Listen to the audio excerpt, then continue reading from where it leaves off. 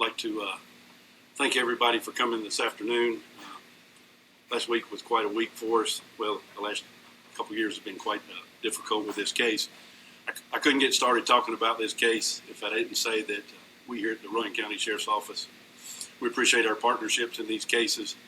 Crimes in these times are so difficult to solve and so technical in nature, we couldn't do it by ourselves. We're very thankful for the help we've received in this case, and I'm going to name the major players that have helped us, and then a blanket statement, and I hope I don't leave anybody out because that's the danger of recognizing individual agencies. But, of course, the FBI and the SBI have been with us from the start.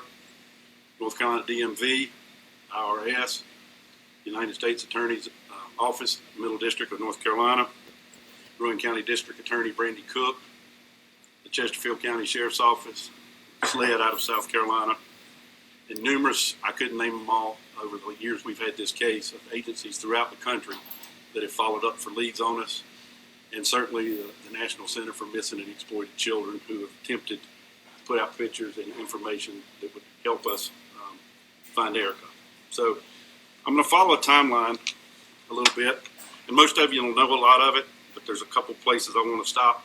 When we finish today, Captain Sifford will have a copy of this for you as you go out the back door.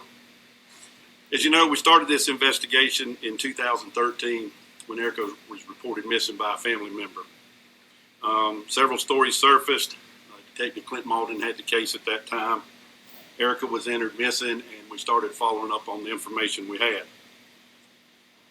Shortly after that, DSS returned to the Parsons home and took custody of Sadie and Toby Parsons, and Casey and Sandy at this time made the statement they no longer would speak to investigators without an attorney. The FBI joined at this point in the investigation on August the 8th.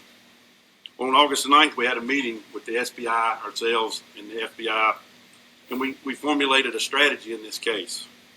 And we did it, knowing we were behind the 8 ball. And what we did at that time, the FBI was going to handle any fraud cases in their arena, and we would continue to investigate the missing persons and possibly any child abuse.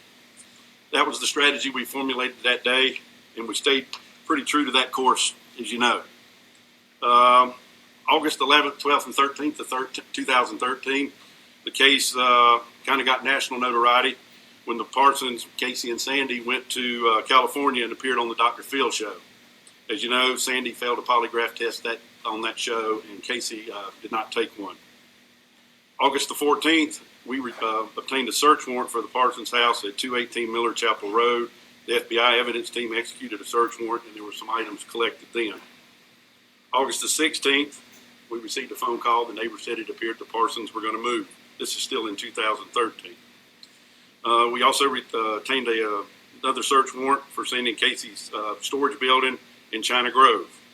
And then in late August 28th of 2013, Casey and Sandy moved to Fayetteville. October 21st and 22nd, different human remains, human remains detection K9 dogs made it Miller Chapel Road and several other locations in Rowan County. We used the K9s in different locations where we'd receive reports to see if the dogs would alert on anything. Nothing was located. A second search warrant at the address was executed at 270 Sutton Road on November 14th, 2013. And then we kind of had a cold period and picked back up with some things we needed to do in the investigation. March the 4th of 2014, we did a statewide check to see if Erica Lynn Parsons had by chance done anything through DMV, received a ticket, obtained a driver's license, or anything. In early July of 2014, Detective Malden resigned from the Sheriff's Office to go into work in another field, and the case was assigned to Detective Sarah Benfield. July 30th of 2014, Casey and Sandy were arrested in Fayetteville by the FBI on federal fraud charges. And in March of 2015, they were both sentenced to active sentences in federal prison for the fraud charges. So now we talked about that strategy, I did briefly, but then June 3rd of 2015, Sarah Benfield also left the Sheriff's Office to go take another job. So Lieutenant Detective Moose took over the case. The focus of the investigation at this time shifted to a probable death investigation with two investigative strategies again.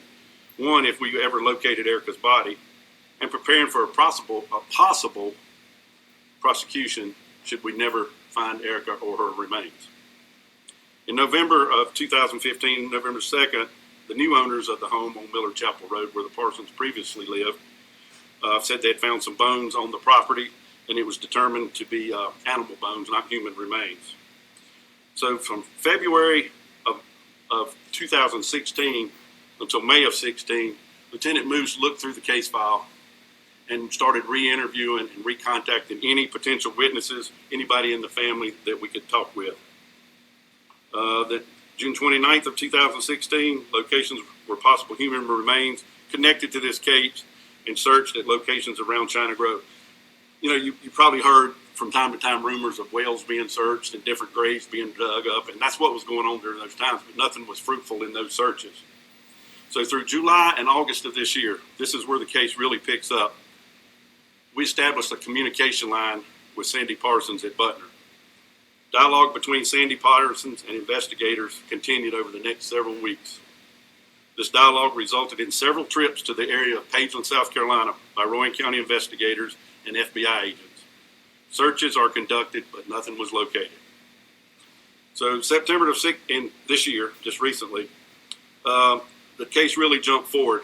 Hard work by our district attorney, Brandy Cook, who was actually in trial preparations on a murder trial that will start next week, went through this case thoroughly and helped us determine and find a way to temporarily take Sandy Parsons into custody from the Federal Bureau of Prisons.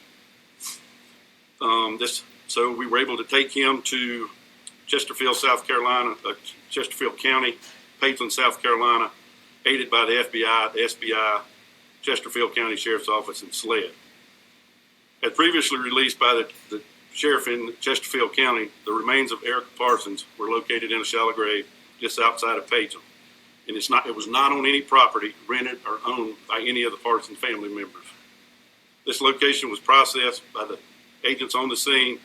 The skeletonized human remains were then transported to the North Carolina Medical Examiner's Office for identification examination. On Friday morning, September the 30th, they confirmed absolutely those were the remains of Erica Parsons. So that's a snapshot real quick. A couple little things I want to put out to you today that are very important, I think.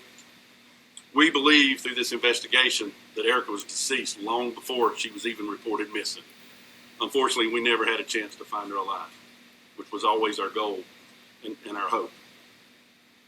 Second, I want to clear up one thing. There have been no pleas, no agreements, no promises, anything to anybody that may or may become a suspect in this case. Nobody has been promised one thing. We're not in a position to do that, and it hadn't been done. And the burning question I know is, when is somebody going to be arrested? Well, that's where we are, in hopes that the medical examiner will soon give us information that'll lead us to the decision on what charges are appropriate, the most appropriate. And, at this time, we feel like all those charges will be a state matter here in Rowan County. And then the last thing I want to do in closing, there's been a lot of information put out about Erica's funeral and money. Well, what I want to tell you is Lyerly's Funeral Home out of Salisbury has agreed to donate their services to conduct the funeral. West Lawn Memorial Garden out of China Grove has donated a grave plot for Erica. What we'll ask the public to do, and anybody that's interested, to consider donating for her marker and what we hope to be an angel, because that was something she had a passion for, angels. And those donations can be made to Prevent Child Abuse Rowan, 130 Woodson Street, Salisbury, North Carolina, 28144. And please, on those donations, make a notation of Erica's angel. And please understand, this has been a very tough, difficult case for us. Everybody involved in this case has children, and it touches you. I was there at the graveside when her body was recovered, and I'll tell you, there's some pretty tough officers had a pretty tough time.